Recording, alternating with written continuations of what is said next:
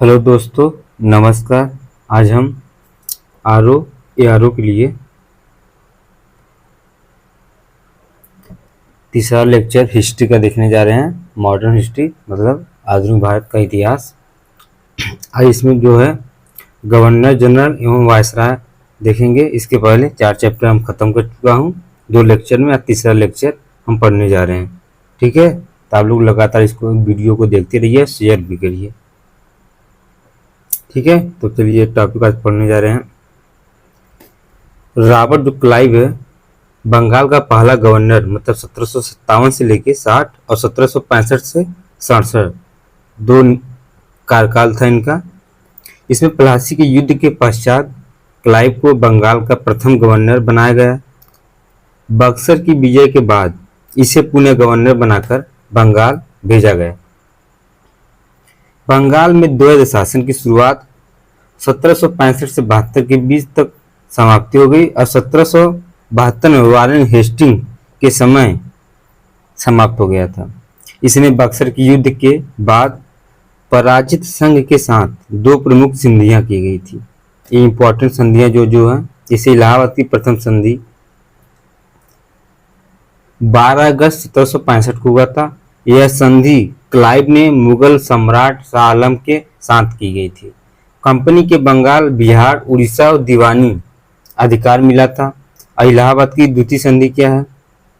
नवाब शुजाउद्दौला के साथ नवाब ने अंग्रेजों को 50 लाख देना स्वीकार किया। उसके बाद श्वेत विद्रोह हुआ।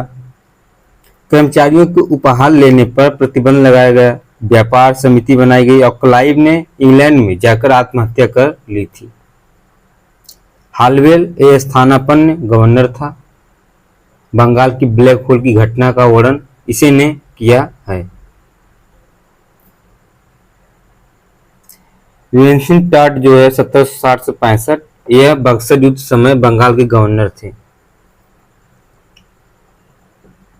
विलियम लस्ट 1767 से 69 द्वैध शासन के समय में बंगाल के गवर्नर थे। कार्टियर जो थे 1769 से 72, ये 1770 ईस्वी में बंगाल में आधुनिक भारत का प्रथम अकाल इन्हीं के काल के दौरान पड़ा था। फिर इसके बाद आता है वारेन हेस्टिंग्स। इनका जो कार्यकाल था 1772 से लेकर 85 ईस्वी तक। ये बंगाल के अंतिम गवर्नर और प्रथम गवर्नर जनरल थे। हेस्टिंग्स के सुधार क्या क्या थे? तो ये राजस्व बोर्ड गठन किए थे 1772 में। पूछता है कि राजस्व बोर्ड का गठन किसके कार्यकाल में हुआ था? तो वो वारेन हेस्टिंग्स के कार्यकाल में। राजस्व कोषागार मुर्शिदाबाद से कलकत्ता स्थानांतरित किया गया था। भूमि सुधार 5 वर्षीय और 1 वर्षीय भू राजस्व बंदोबस्त किया गया था। उसके बाद चौथा आपका न्यायिक सुधार भी हुआ था 1774 ईस्वी में। कलकत्ता में सर्वोच्च न्यायालय की स्थापना की गई, मतलब सुप्रीम कोर्ट। मुख्य न्यायाधीश इम्पे को बनाया गया। अन्य न्यायाधीश चैम्बर्स, ली, मैस्टर एवं हाइट्स थे। बनारस और फैजाबाद की संधि की गई थी। एशियाटिक सोसाइटी ऑफ बंगाल स्थापना विलियम जोन्स ने किया था। कार्य किया था इनका, तो भारतीय भाषाओं की ऐतिहासिक पुस्तकों का अंग्रेजी में अनुवाद करना था। प्रथम अनुवादित पुस्तक भगवद गीता बिल्किंस द्वारा 1781 में कलकत्ता मदरसा की स्थापना की गई थी। और 7वां है आपका ईस्ट इंडिया एक्ट 1784 पारित किया गया था। नई संस्था बोर्ड ऑफ कंट्रोल का गठन, इसी के साथ द्वैध शासन की शुरुआत। बोर्ड ऑफ कंट्रोल और बोर्ड ऑफ डायरेक्टर्स का शुरू हुआ। 8वां 1772 प्रत्येक जिले में फौजदारी दीवानी अदालत की स्थापना की गई थी। अब प्रथम आंग्ल मराठा युद्ध 1775 से 82 के बीच में हुआ था और द्वितीय आंग्ल मैसूर युद्ध हुआ। फिर उसके बाद मुगल सम्राट की पेंशन जो है 26 लाख रुपए बंद कर दी गई थी। दस्तक के पूर्व पर प्रतिबंध लगाया गया था। कलकत्ता में सरकारी टकसाल की स्थापना की गई थी। महाभियोग वारेन हेस्टिंग्स का एकमात्र गवर्नर जनरल था जिस पर बर्ग ने महाभियोग का मुकदमा दायर किया। बर्ग ने हेस्टिंग्स को चूहा और नेवला, बैलों का ठेकेदार, अन्याय का मुखिया इत्यादि उपाधि दी थी। नंद कुमार पर महाभियोग 1775। नंद कुमार मुर्शिदाबाद का भूतपूर्व दीवान था। इसने हेस्टिंग्स पर आरोप लगाया कि मीरजाफर की विधवा मुन्नी बेगम से अल्पवयस्क नवाब मुबारिक उद्दौला का संरक्षक बनने के लिए वारेन हेस्टिंग्स ने 3.5 लाख रुपए घूस ली थी, लेकिन हेस्टिंग्स ने न्यायाधीश इम्पी की मदद से जालसाजी की मुकदमे में नंद कुमार को फांसी पर लटका दिया। अवध की बेगमों के साथ दुर्व्यवहार। आसूदौला अवध का नवाब था, उस पर कंपनी का 1 करोड़ रुपया बकाया था, लेकिन आसूदौला अवध की बेगमों बहू बेगम और दादी बुर्रा बेगम से वसूल कर अदा करना चाहता था। फिर उसने 1781 में हेस्टिंग्स के साथ मिलकर अवध की बेगमों के साथ क्रूरता का व्यवहार करते हुए उनसे 1 करोड़ रुपए ले लिया था। सर जॉन मैकसन 1784-86, लॉर्ड कॉर्नवालिस 1786-93, दास व्यापार पर रोक 1789, और सिविल सेवा। भारत में सिविल सेवा का जन्मदाता कहा जाता है कॉर्नवालिस को। अब पुलिस सेवा, भारत में पुलिस सेवा का जन्मदाता भी कहा जाता है। अस्थायी बंदोबस्त 1793 में बंगाल में लागू किया गया था। कॉर्नवालिस संहिता 1793 शक्तियों के पृथक्करण के सिद्धांत पर आधारित है। कर तथा न्याय प्रशासन को पृथक कर दिया और सरकारी कर्मचारियों को दिए निर्देश दिए। तृतीय आंग्ल मैसूर युद्ध 1790 से 92, एकमात्र गवर्नर जनरल है जिसने समाधि भारत में गाजीपुर पर है। सर जॉन शोर जो है आपके 1793 से 98 ईस्वी तक शासन किया था। अस्थायी बंदोबस्त शुरू करने में राजस्व बोर्ड के अध्यक्ष के रूप में कार्य किया था। ये तटस्थ की नीति का अनुसरण भी किया। इसके बाद आता है लॉर्ड वेल्लेसली 1798 से 1805 के बीच। इनका उपनाम क्या था? तो बंगाल टाइगर। ये सहायक संधि भारत में अंग्रेजी सत्ता की श्रेष्ठता स्थापित करने के लिए, फ्रांसीसियों का भय समाप्त करने के लिए सहायक संधि स्वीकार करने वाले राज्य जैसे हैदराबाद 98 1700, मैसूर 1799 में, तंजौर जो है 1799, अवध 1801, पेशवा 1802, भोसले 1803 और सिंधिया जो है 1804। फोर्ट विलियम कॉलेज 1800 ईस्वी की स्थापना की गई थी ICS में भर्ती युगों को प्रशिक्षण केंद्र के लिए। और 1830 ईस्वी में लॉर्ड लेक द्वारा दिल्ली तथा आगरे पर अधिकार किया गया था। 1804 ईस्वी में शिशुवध प्रथा समाप्त की गई थी और 1802 ईस्वी में बेसिन की संधि हुई थी और बाजीराव द्वितीय के साथ द्वितीय आंग्ल मराठा युद्ध की शुरुआत हुआ था। चतुर्थ आंग्ल मैसूर युद्ध हुआ। सर जॉर्ज वालो जो है 1805 में 7 ईस्वी वेल्लोर में सैनिक विद्रोह हुआ और हस्तक्षेप की नीति का पालन भी किया गया। लॉर्ड मिंटो प्रथम जो 1807 से 13 ईस्वी के बीच रणजीत सिंह के साथ अमृतसर की संधि हुई थी और 1813 ईस्वी में चार्टर एक्ट पारित, कंपनी का व्यापारिक एकाधिकार समाप्त हो गया।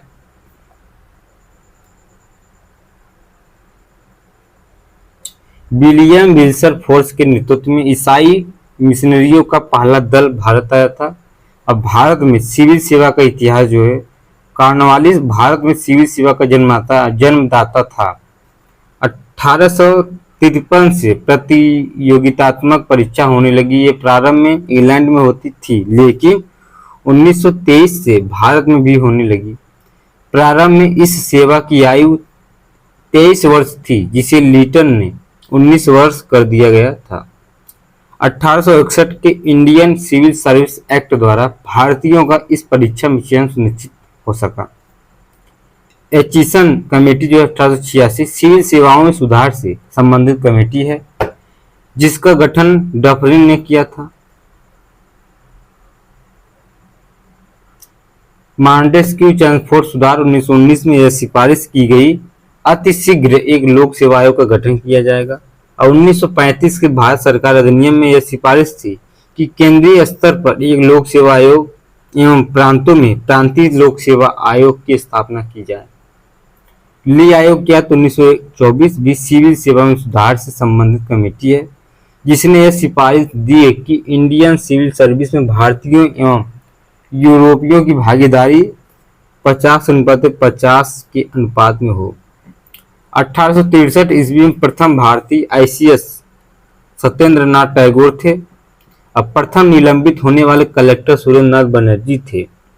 अरविंद घोष घुड़सवारी की परीक्षा पास नहीं कर सके थे और सुभाष चंद्र बोस ने परीक्षा पास करने के बावजूद त्यागपत्र दे दिया था। वाह, ऐसे होनी चाहिए। Lord Hastings, markings of Hastings जो है ये आपके आंग्ल नेपाल युद्ध मतलब 1814-16 समाप्ति कर दी थी। कौन सी संधि हुई थी उस समय? तो ये संधि हुआ था आपका संगलौली की संधि। ये पूछता है कि कब हुआ था, तो 1814 से 16 के बीच में। पिंडारियों का दमन टॉमस हिल्सलोप के साथ मिलकर। तृतीय आंग्ल मराठा युद्ध, मराठा संघ का अंत हो गया था और नेपाल के साथ गोरखा युद्ध हुआ।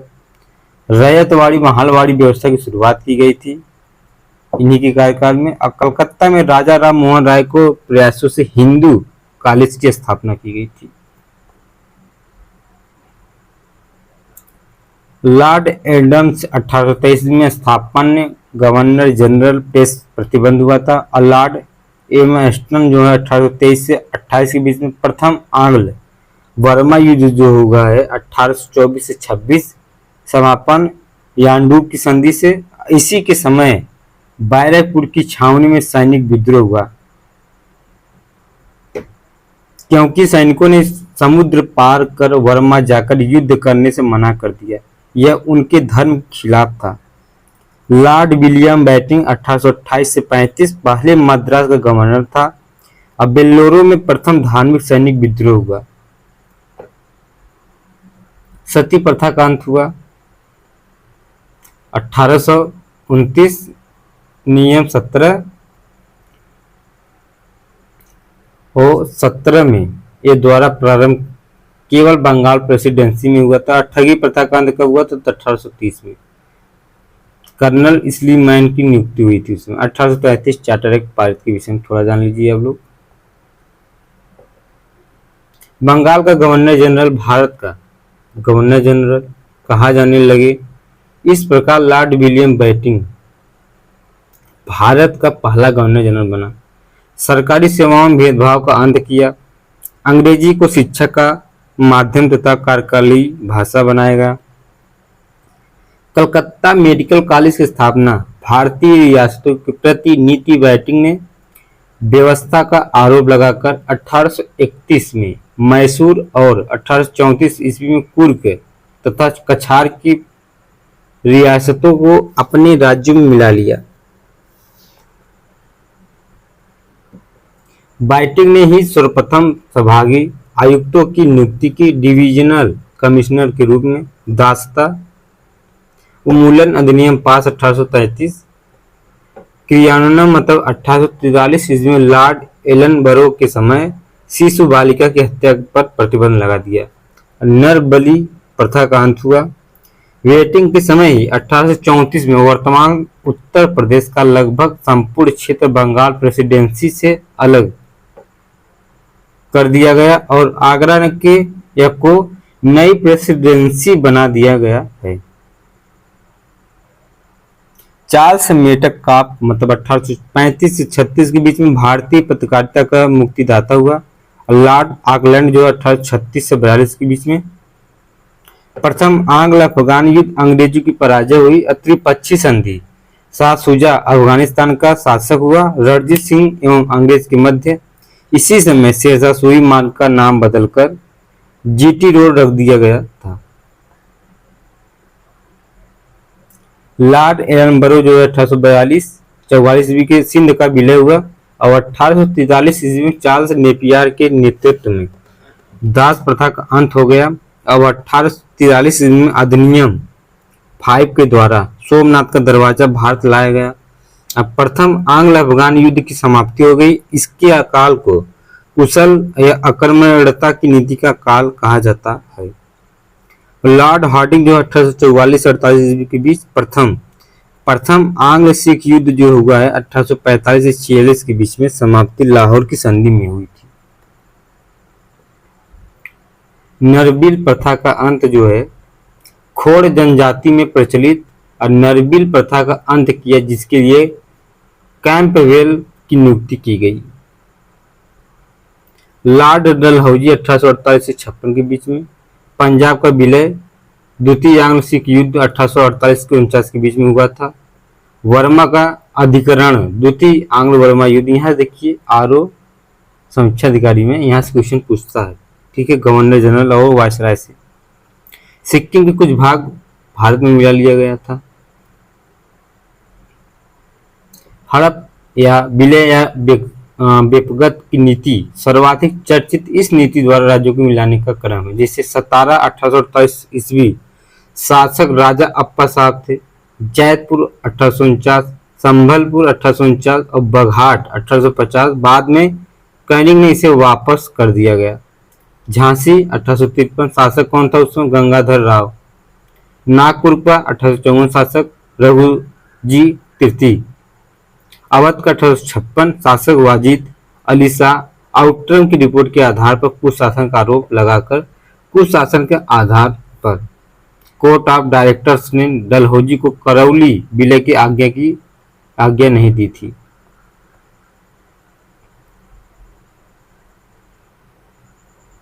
बंगाल में एक्ट लेफ्टिनेंट गवर्नर की नियुक्ति की गई। अब गवर्नर जनरल के कार्य को कम करने के लिए सैन्य सुधार हुआ।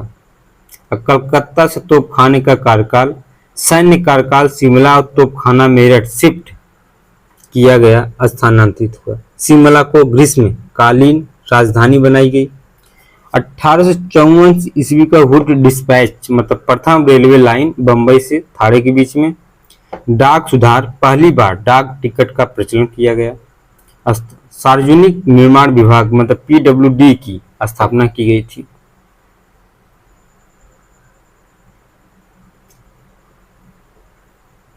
भारत के बंदरगाहों को अंतर्राष्ट्रीय व्यापार के लिए खोल दिया गया। और लोक शिक्षा विभाग 1854 ईस्वी में। इनाम कमीशन की स्थापना कब हुआ था? तो भूमिकर रहित राजगीरों का पता लगाने के लिए। पोस्ट ऑफिस एक्ट एवं डाक टिकट का प्रचलन किया गया। लोक सेवा की स्थापना हुई। कलकत्ता और आगरा के बीच तार सेवा हुआ। सिविल सर्विस के लिए पहली बार प्रतियोगिता की परीक्षा हुई। धार्मिक नियोग्यता अधिनियम 1856 और 1856 चार्टर एक्ट। संथाल फिल्म विद्रोह हुआ। इसके बाद आपका आता है भारत के वायसराय 1858 के अधिनियम द्वारा। उसमें पहला जो है लॉर्ड कैनिंग मतलब 1856 से 62 में इनका कार्यकाल था। इनके कार्यकाल में क्या क्या हुआ? इनके कार्यकाल में 1857 का विद्रोह हुआ और कलकत्ता, मुंबई, मद्रास विश्वविद्यालय की स्थापना की गई और नोट का प्रचलन चला। असम में चाय, नीलगिरी में कहवा की खेती को प्रोत्साहन दिया। विल्सन के सहयोग से 50 या 500 रुपए से अधिक आय वाले पर आयकर लागू किया गया। भारतीय दंड संहिता आईपीसी की स्थापना। नील विद्रोह हुआ 1859 से 60 के बीच में। हिंदू विधवा पुनर्विवाह अधिनियम 1856 ईस्वी लॉर्ड कैनिंग के समय पारित हुआ, लेकिन इसकी ड्राफ्टिंग लॉर्ड डलहौजी ने की थी। भारत परिषद अधिनियम 1861 ईस्वी पारित हुआ। वायसराय के या को आदेश जारी करने का अधिकार। मंत्रिमंडलीय व्यवस्था की शुरुआत हुई। अब बंगाल की किराया अधिनियम 1859 ईस्वी पारित हुआ। इंडियन हाईकोर्ट एक्ट तहत न्यायपालिका का पुनर्गठन हुआ और पुलिस विभाग का पुनर्गठन हुआ। इसके बाद प्रत्येक सरकार में पुलिस विभाग डिप्टी इंस्पेक्टर जनरल की नियुक्ति की गई। कैनिंग के समय में ही राज्य हड़प नीति की समाप्ति हो गई। लॉर्ड एलिगन मतलब 1862 से 63 बहावियों के आंदोलन को दबाया गया। सर्वोच्च और सदर न्यायालयों को उच्च न्यायालय के साथ शामिल किया गया। धर्मशाला हिमाचल प्रदेश में मृत्यु हुई। जॉन लॉरेंस 1864 से 69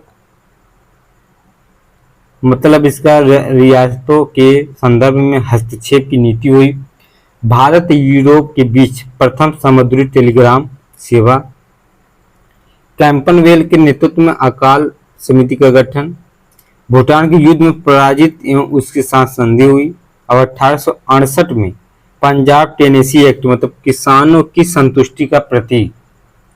अवध टेनेसी एक्ट क्या है? तो किसानों को जमीन पर साधारण कर के आधार पर अधिकार करना।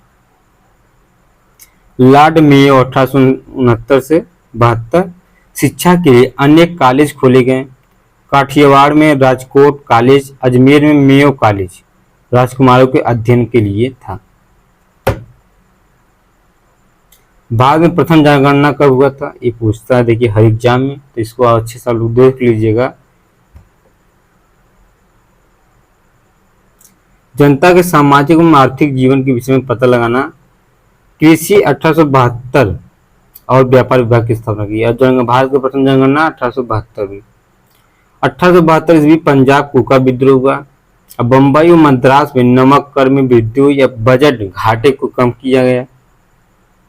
आयकर की दर को 1% से बढ़ाकर 2.5% कर दिया गया था।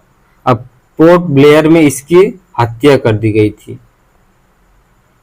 लॉर्ड नॉर्थब्रुक मतलब 1872 से 76 के बीच में कुका विद्रोह का दमन हुआ।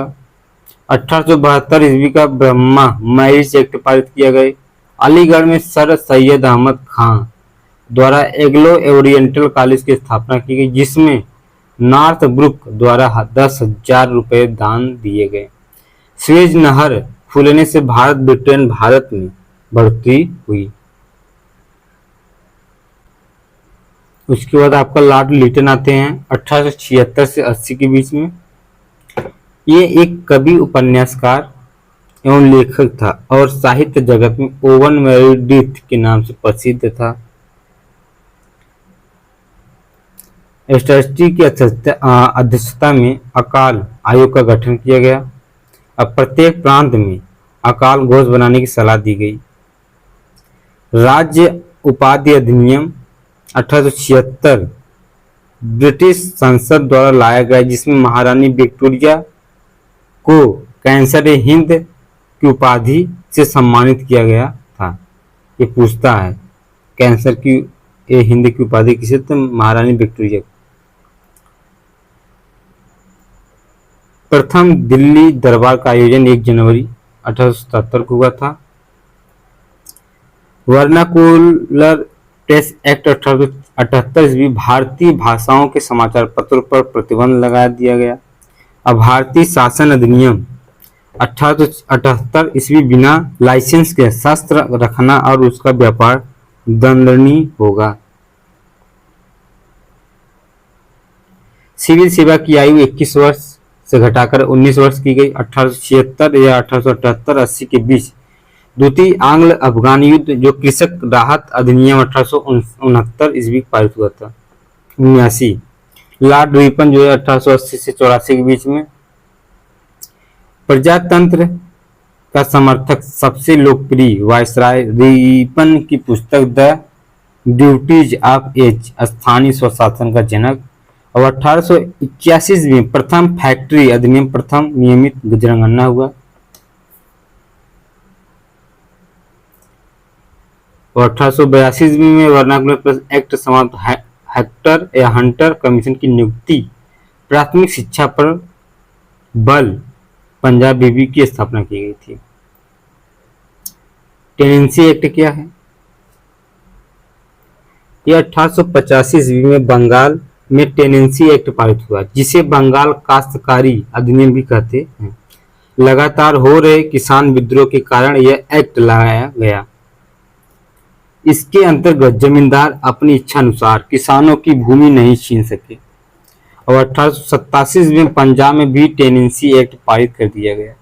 इसके बाद देश के अन्य हिस्सों में यह एक्ट पारित किया गया था।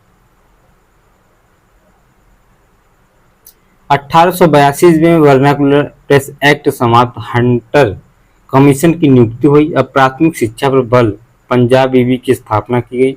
और 1883 में एल्बर्ट बिल भारतीय न्यायाधीशों को यूरोपियन से संबंधित अकाल संहिता की स्थापना की गई। नगरों में नगर पालिका का गठन। इल्बर्ट बिल विवाद के कारण ही 1884 में त्याग पत्र दे दिया। लॉरेंस नाइटिंगेल ने दीपन को भारतीय उद्धारक की संज्ञा दी गई और उसके शासन को स्वर्ण युग कहा प्रारंभ हुआ। मदन मोहन मालवीय ने 1909 के अधिवेशन में दीपन को सबसे प्रसिद्ध वायसराय बताया गया। इसके बाद आते हैं आपके लॉर्ड डफरिन। 1884 से 88 के बीच में 1885 में बंगाल टेनेंसी एक्ट हुआ। फिर 1885 में भारतीय स्त्रियों की रक्षा के लिए लेडी डफरिन फंड स्थापित किया गया। 1885 में तृतीय बर्मा युद्ध हुआ और कांग्रेस की स्थापना भी की गई थी। कब? 1885 ईस्वी में। फिर 1887 ईस्वी में पंजाब टेनेंसी एक्ट एवं इलाहाबाद विश्वविद्यालय की स्थापना की गई। लॉर्ड लैंसडाउन 1888 से 94 के बीच डूरंड लाइन खींची गई और भारत अफगानिस्तान के बीच द्वितीय इंडियन काउंसिल एक्ट 1892 में भारत में निर्वाचन सिद्धांत की शुरुआत की गई और द्वितीय कारखाना अधिनियम 1851 में पारित किया गया, जिसके अंतर्गत महिलाओं के लिए 11 घंटे से अधिक काम और बच्चों के लिए 7 घंटे से अधिक काम पर प्रतिबंध लगा दिया गया था। भारत में रविवार की छुट्टी 1890 ईस्वी में इसी के समय प्रारंभ हुआ। प्रिंस ऑफ वेल्स की दूसरी बार भारत आगमन। मणिपुर विद्रोह 1891 में किया गया था। लॉर्ड एल्गिन द्वितीय 1854 से 99 के बीच में इसने घोषणा की कि हमने भारत को तलवार के बल पर जीता है और तलवार के बल पर इसे अपने अधीन रखेंगे। 1857 में सीमांत विद्रोह हुआ। बंबई में प्लेग फैला गया उसी समय और इंडियन एजुकेशन सोसाइटी की स्थापना की गई और स्वामी विवेकानंद द्वारा वेल्लूर में रामकृष्ण मिशन की स्थापना की गई थी। इसके बाद किसका शासनकाल आता है? लॉर्ड कर्जन का 1899-1905 के बीच। सर एंटोनी मैकडोनाल्ड की अध्यक्षता में अकाल आयोग का गठन किया गया। 1901 में सर कॉलिन स्कॉट मानक्रिफ की अध्यक्षता में सिंचाई की आयोग हुआ और 1902 में एंड्रयू फ्रेजर की अध्यक्षता में पुलिस आयोग की गठन किया गया। 1902 में पुलिस विभाग में सीआईडी की स्थापना और 1904 ईस्वी में सहकारी उधार समिति अधिनियम कृषि विभाग की स्थापना की गई। कृषि महानिरीक्षक की नियुक्ति हुआ। 1899 ईस्वी में अंग्रेजी पाउंड भारत में विधिग्राह्य बना। प्राचीन स्मारक संरक्षण अधिनियम 1904 देशी राजकुमारों के सैनिकों के लिए इंपीरियल कैंडिडेट कोर की स्थापना की गई। 904 ईस्वी में यंग हस्टबैंड का अभियान तिब्बत के हादसों में हुआ था। 1902 में थॉमस रैले की अध्यक्षता में विश्वविद्यालय आयोग का गठन और भारतीय विश्वविद्यालय का अधिनियम 1904 में पारित किया गया। पूसा में कृषि संस्थान की स्थापना हुई। भारत को सोड मानक के अंतर्गत शामिल किया गया था। Central bureau of investigation CBI की स्थापना की। कृषि इंस्पेक्टरों की नियुक्ति हुई। नया प्रांत उत्तरी पश्चिमी सीमा प्रांत का गठन हुआ। भारतीय लोक सेवा आयोग का मंडल का गठन हुआ। रेलवे बोर्ड का गठन। अध्यक्ष थॉमस रॉबर्टसन और 1930 ईस्वी का दिल्ली दरबार एडवर्ड सप्तम को भारत का सम्राट घोषित किया गया। वायु भारतीय पुरातत्व सर्वेक्षण मतलब एसआई इसके पहले महानिरीक्षक जॉन मार्शल थे। लॉर्ड मिंटो द्वितीय 1905 से 10 के बीच में इनकी कार्यकाल थी। 30 दिसंबर 1906 मुस्लिम लीग की स्थापना की गई। मोहम्मद एजुकेशन या एजुकेशनल कॉन्फ्रेंस के अधिवेशन में 1909 ईस्वी का माले मिंटो अधिनियम हुआ। बड़ौदा रियासत ने 1906 ईस्वी में अनिवार्य प्राथमिक शिक्षा शुरू की गई। एसपी सिन्हा वायसराय कार्यकारिणी के सदस्य नियुक्त किए गए। समाचार पत्र अधिनियम 1908 में पारित किया गया। बाल गंगाधर तिलक को 6 वर्ष की जेल हुई। अब मदन लाल धिंगरा द्वारा 1909 ईस्वी में कर्नल वाइली की गोली मारकर हत्या कर दी गई। लॉर्ड हार्डिंग द्वितीय जो है 1910 से 16 के बीच 1911 ईस्वी में तीसरे दिल्ली दरबार का आयोजन किया गया, जिसमें ब्रिटेन के राजा जॉर्ज पंचम और रानी विलियम मेरी की भारत यात्रा हुई। 1911 ईस्वी में बंगाल की विभाजन रद्द हुई। भारत की राजधानी कलकत्ता से दिल्ली स्थानांतरित की गई। रास बिहारी घोष द्वारा लॉर्ड हार्डिंग पर बम फेंका गया। 1913 में रविन्द्रनाथ टैगोर को नोबेल पुरस्कार और 1915 में हिंदू महासभा की स्थापना। अब प्रथम विश्व युद्ध की शुरुआत भी हुई थी उसी समय। और 1912 में दिल्ली में को प्रांत बनाने की घोषणा भी की गई थी। इसके बाद लॉर्ड चेम्सफोर्ड 1916 से 21 के बीच में इनका शासनकाल था। 2 होम रूल लीग की स्थापना तिलक और एनी बेसेंट के द्वारा हुआ था। 1916 ईस्वी का लखनऊ अधिवेशन। 1954 गांधी जी की भारत वापसी और सुरेंद्र नाथ बनर्जी के नेतृत्व में इंडियन लिबरल फेडरेशन नामक संस्थापन की स्थापना हुआ था संस्थान की। एपी सिन्हा प्रथम भारतीय थे जिन्हें गवर्नर बनाया गया। इनको बिहार का लेफ्टिनेंट गवर्नर बनाया गया। राज्य सचिव मांटेग्यू द्वारा अगस्त घोषणा मतलब 20 अगस्त 1917 को हुई थी। रोलेट एक्ट पारित, जलियांवाला बाग हत्याकांड। इसके बाद मांटेग्यू चेम्सफोर्ड अधिनियम 1919। खिलाफत एवं असहयोग आंदोलन की शुरुआत हुआ था।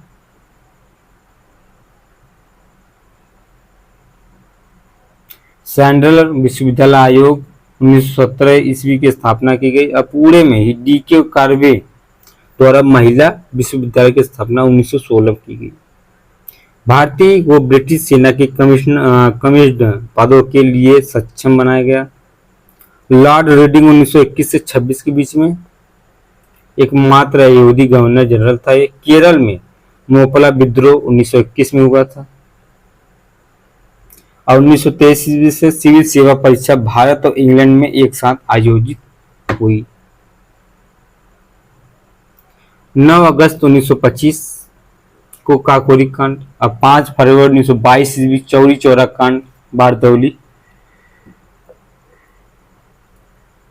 प्रस्ताव के तहत असहयोग आंदोलन वापस लेने की घोषणा की गई थी। मार्च 1923 स्वराज पार्टी की स्थापना हुआ था। और द्वैध शासन की मूल्यांकन हेतु मूडी मैन कमेटी का गठन हुआ। इसी के समय रोलेट एक्ट के रद्द किया गया। लॉर्ड इरविन 1926 से 31 के बीच में साइमन कमीशन की नियुक्ति। 8 नवंबर 1927 और 12 मार्च 1930 को दांडी मार्च की शुरुआत हुआ। लंदन में गोलमेज सम्मेलन का उद्घाटन हुआ। और 5 दिसंबर 1929 कांग्रेस का लाहौर अधिवेशन हुआ।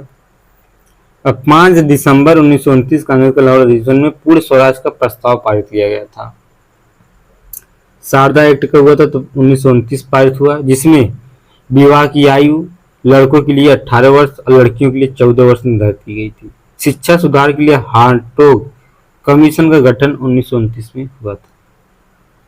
ब्रिटिश सरकार और देशी रियासतों के बीच संबंध सुधारने के लिए बटलर आयोग नवंबर 1927 में नियुक्त किया गया था।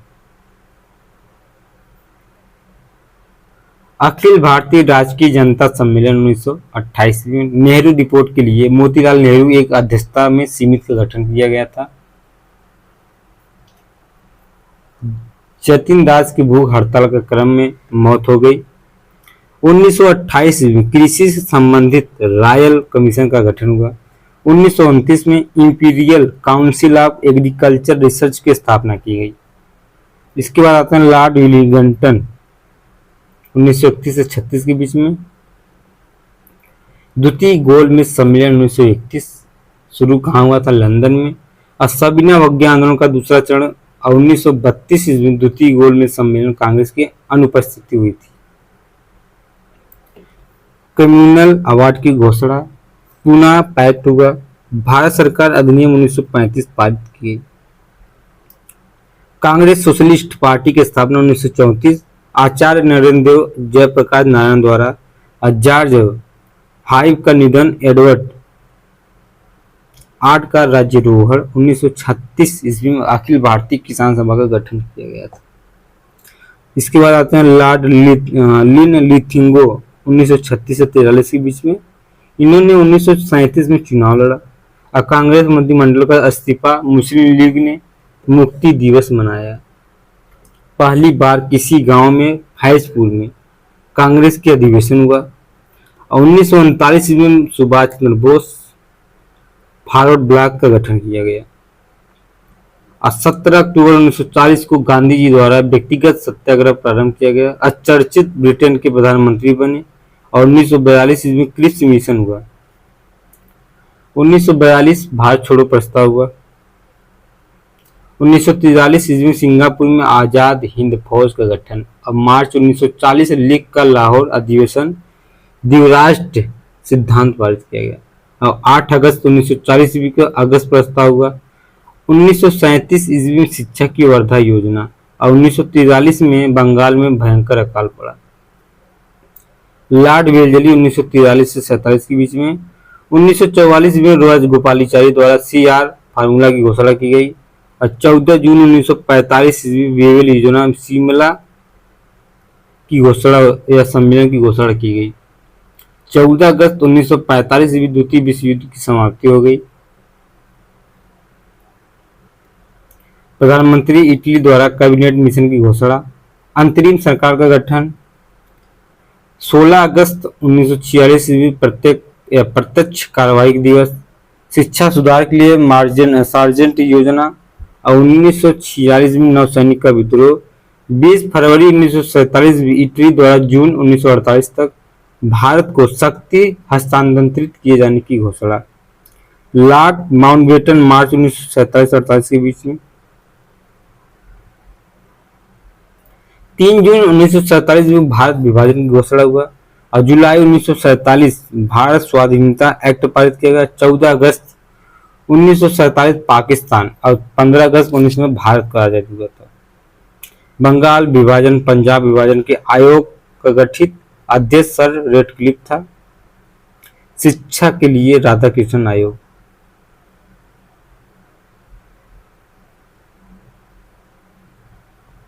इसके बाद आपका आता है ब्रिटिश शासन के अधीन भारतीय अर्थव्यवस्था, एक दूसरा लेसन है।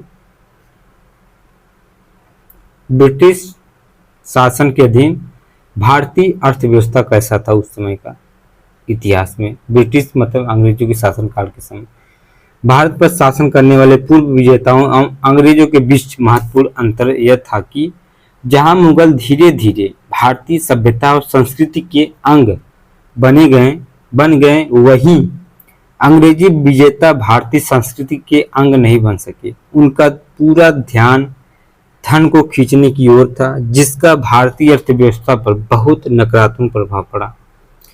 उपनिवेशवाद का तात्पर्य अपनी सीमाओं के बाहर राष्ट्रीयता के विस्तार से है।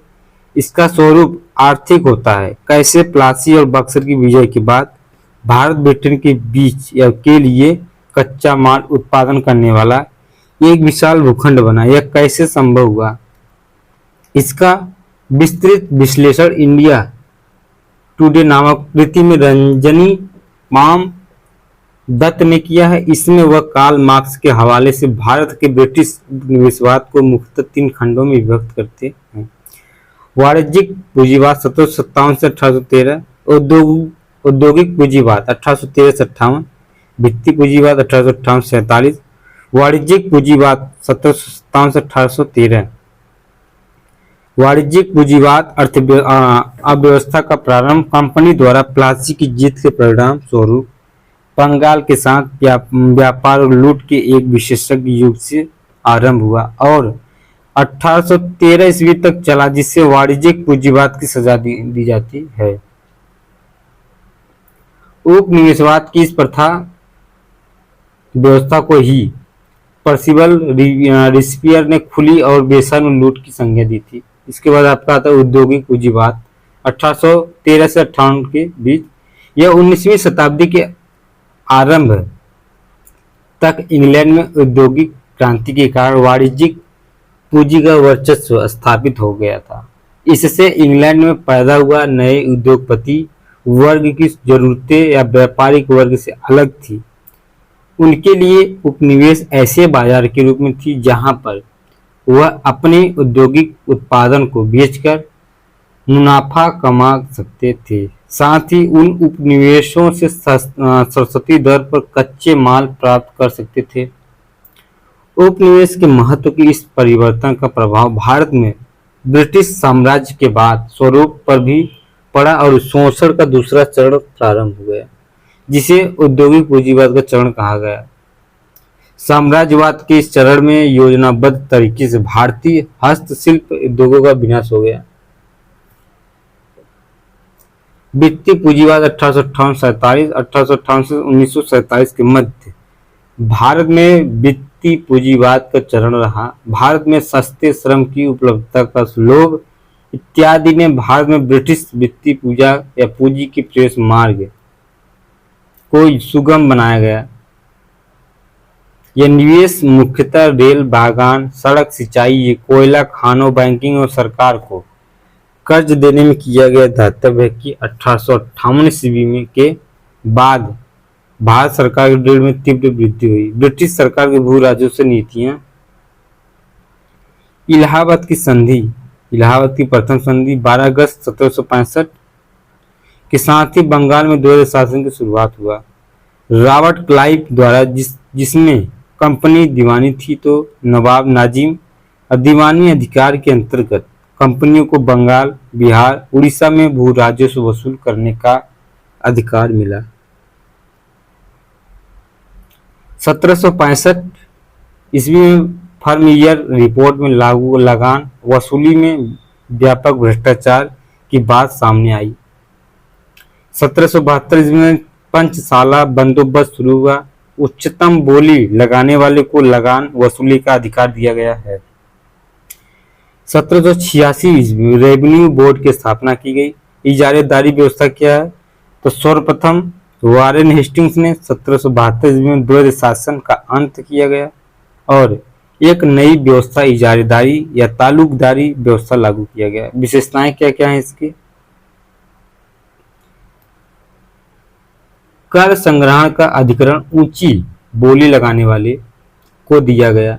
प्रारंभ में 5 वर्ष के लिए, बाद में वार्षिक। जमींदारों को केवल कर संग्रहण माना गया है, स्वामी नहीं। जमींदारों की यह लगान व्यवस्था असफल हो गई।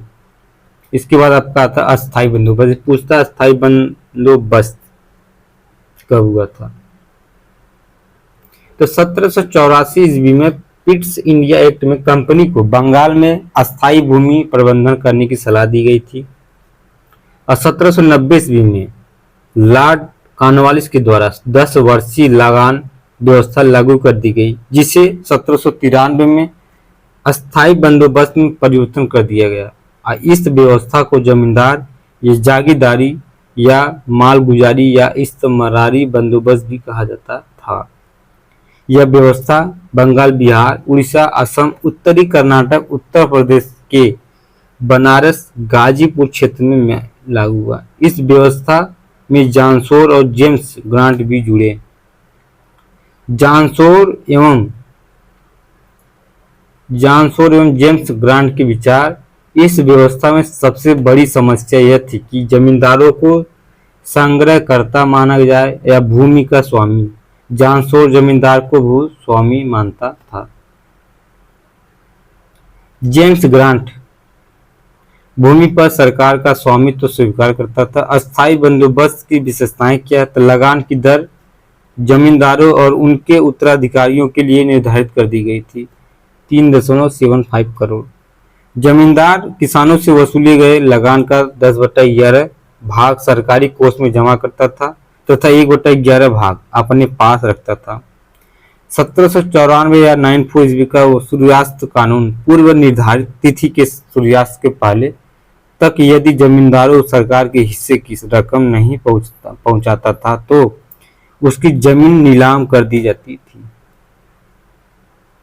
इस व्यवस्था में कृषि को अधिक लाभ पहुंचा। अधिक से अधिक भूमि पर कृषि कार्य करने का प्रयास हुआ अस्थाई बंदोबस्त के दोष क्या है? तो उत्पीड़न और शोषण का साधन।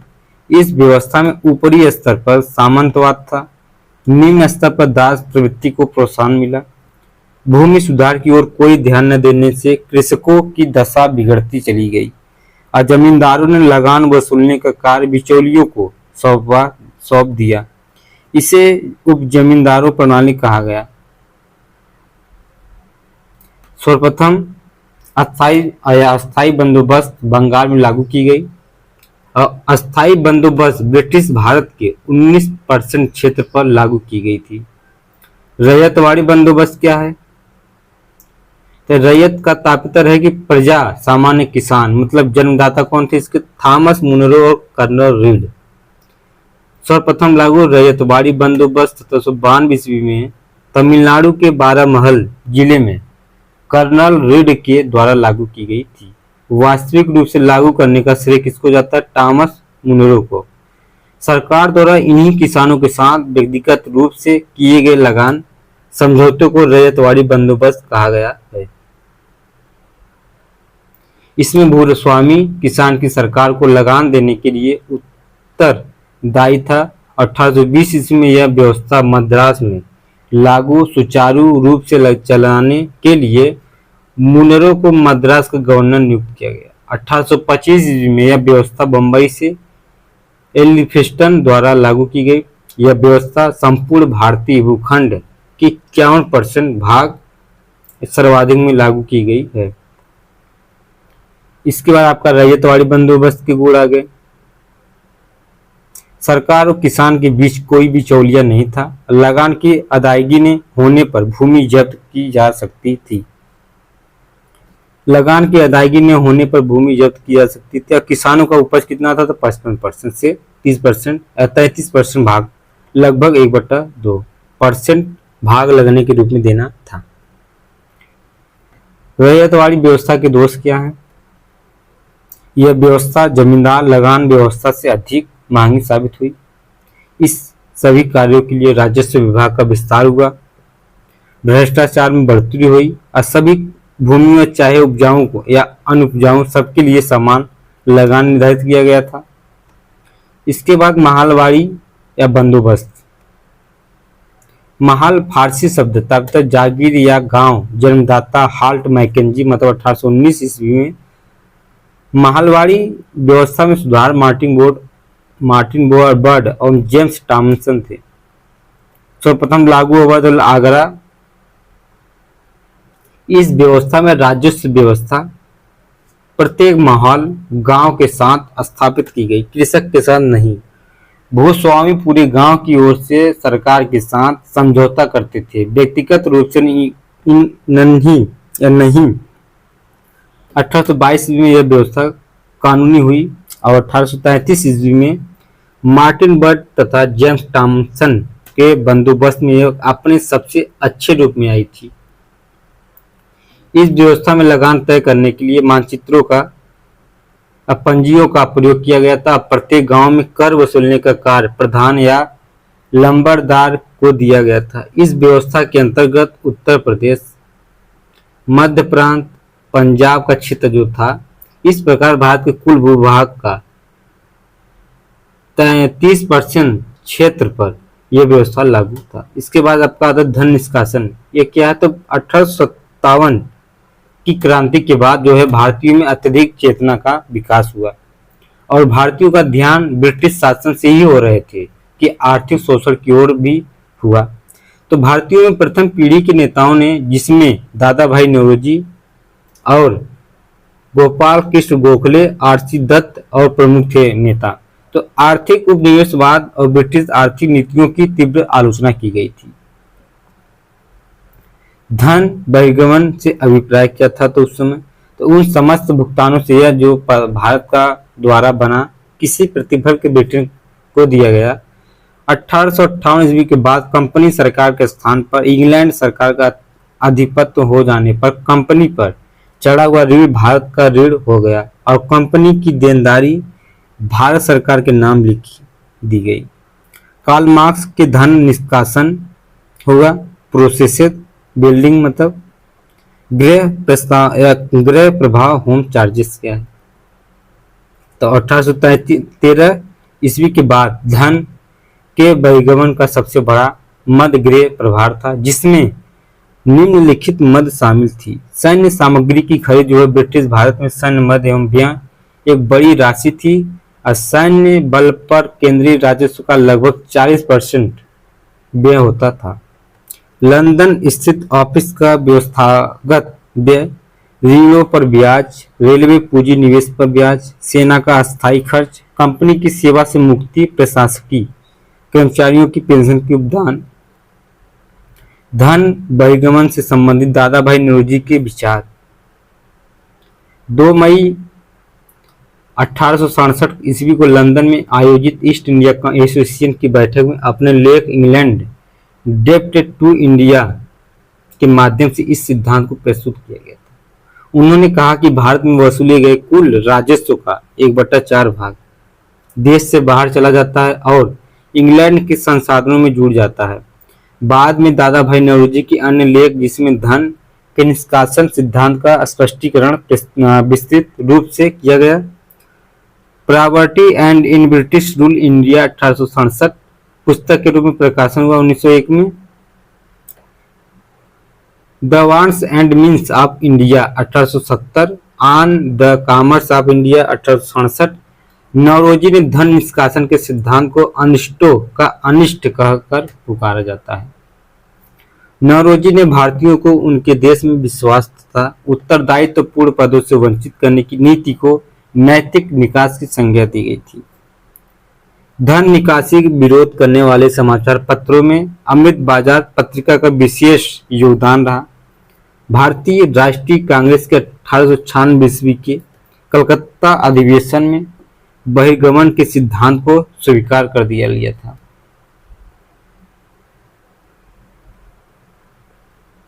किसी की पेट पर भले ही लात मारो, परंतु किसी के पेट पर लात कभी नहीं मारनी चाहिए। दादा भाई नौरोजी ने कहा था कि किसी की पीठ पर भले ही लात मारो, परंतु किसी के पेट पर लात कभी नहीं मारना चाहिए। मतलब 1855 में हाउस ऑफ कॉमन्स में अपने भाषण में दादा भाई नौरोजी कहा, ब्रिटिश भारत वास्तव में ब्रिटिश का ही भारत था, भारत का भारत नहीं। किसने कहा था? दादा भाई नौरोजी। आर.सी. दत्त ने अपनी पुस्तक में लिखा था, इकोनॉमिक हिस्ट्री ऑफ इंडिया में धन निष्कासन को नादिर शाह जैसे आक्रांताओं द्वारा की गई लूट से भी घातक बताया गया था। मद्रास बोर्ड रेवेन्यू के अध्यक्ष जॉन सुलीवन ने कहा था, हमारी प्रणाली बहुत कुछ स्पष्ट तरह की कार्य करती है, जो गंगा के तटों से सभी अच्छी चीजों को सुखाकर टेम्स के तटों पर निचोड़ देती है।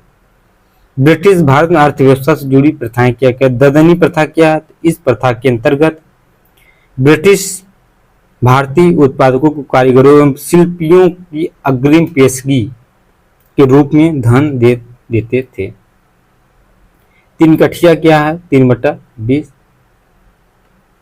तो इस प्रथा के अंतर्गत चंपारण बिहार के किसानों को अंग्रेज बागान मालिकों के अनुबंध पर अपने जमीन की करीब 3/20 भाग पर नील की खेती करना अनिवार्य होता था। कमीयोटी प्रथा क्या था?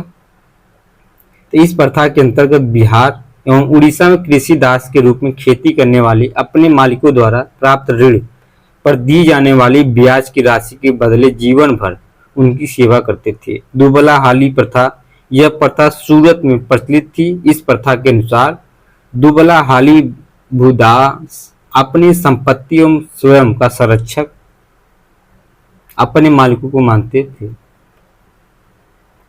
इसके बाद आपका भू राजस्व से संबंधित समितियां और आयोग।